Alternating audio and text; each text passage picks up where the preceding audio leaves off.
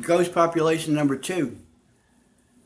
I get this expression, ghost population, from the recent advances in genetic science, uh, whereby the original uh, contributors to modern day Europeans are investigated using modern day genetics, modern day uh, gene sequencing, and the sequencing of ancient remains that are occasionally found that do contain DNA that can be extracted and analyzed, sequenced. And these people, this is like in the past 5 years or more recently, uh, genomics has become cheaper and quicker and more effective, dramatically so, so that a lot of people's DNA can be analyzed and to create a bigger map of the world population and including a bigger map of ancient genetics. And they come up with the idea that three components, there are basically three components of modern day Europeans.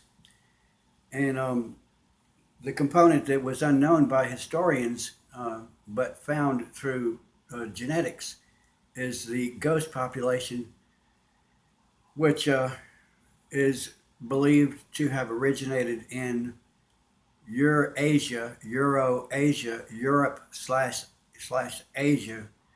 In other words, what I think of as Siberia, Western Siberia uh,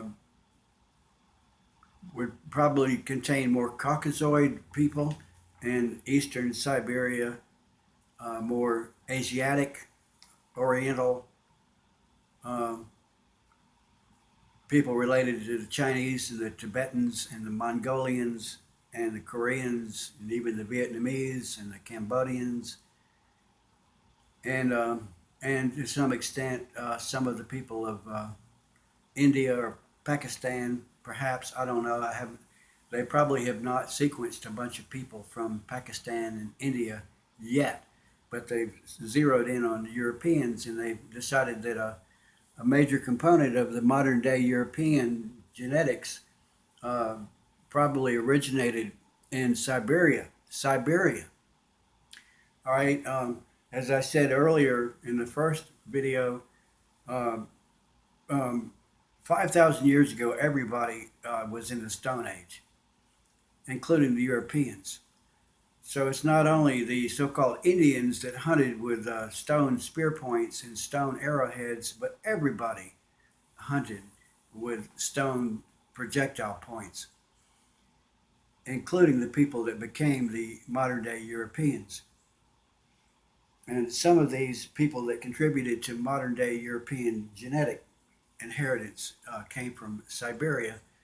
I theorize that 5,000 and 10,000 years ago, um, everybody was using stone tools. And about 3,000 and 4,000 years ago, you have the Bronze Age, where the Europeans began to use bronze tools and to give up their use of stone tools. The Stone Age ended and the Bronze Age began in Europe. And the genetic scientists have theorized that there are three components of modern day Europeans, which I have referenced here with R for red and G for green and B for blue. And B is the theoretical ghost population that theoretically came from Siberia. And this would have been after the younger dryas, a cold snap that is well known by people who study climate science. A cold snap, the younger dryas episode. And I suspect that this cold snap was triggered by a cosmic impact event, which would have wiped out the mastodons in North America, the woolly mammoths in Siberia, and the large so called megafauna of the northern hemisphere. and it would have had a dramatic impact on the population, the human population of the northern latitudes, including that of North America. And I theorize that the Earth being in the depths of the ice age, people could have come across the ice shelf, across the Atlantic, and across the Pacific multiple times, multiple groups of people from multiple locations. And this group of people that lived before the Younger Dryas would have been wiped out by this, or nearly wiped out by this cosmic impact, which can be found if you Google the words platinum anomaly. There is that's pretty decisive evidence that something happened uh, there, and I don't pay much attention to the debate over whether or not you find a dark soil strata or whether you find nano diamonds or little microscopic particles of melted glass that indicates um, a meteor impact. You do find decisively the platinum all over the world, indicating something happened about 13,000 years ago.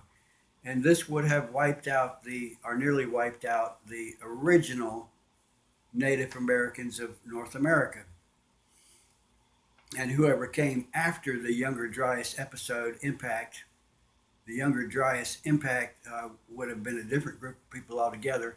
And even though they are Native Americans in the sense that I'm a Native American, I was born in North America, I'm a Native American. Well, these people are Native Americans too, but they're not the original Native Americans. And I may have some original Native American blood in me, and you might also, even though you don't identify yourself as a Native American or an Indian, and you believe you're more identified with the cowboys that fought the Indians in the year 1860, 1880, 1900. Uh, we're getting into murky areas here that is being recently elucidated by the um, cutting edge genetic science made possible by the genetic sequencing machines, which are now faster, better, and cheaper, so that anybody, Tom, Dick, and Harry, can have their um, genetic inheritance analyzed with a cotton swab to the inner cheek and send it off and send $100, and they'll tell you that uh, you you're related to this group and not related to that group. That's number two. Number three will come next.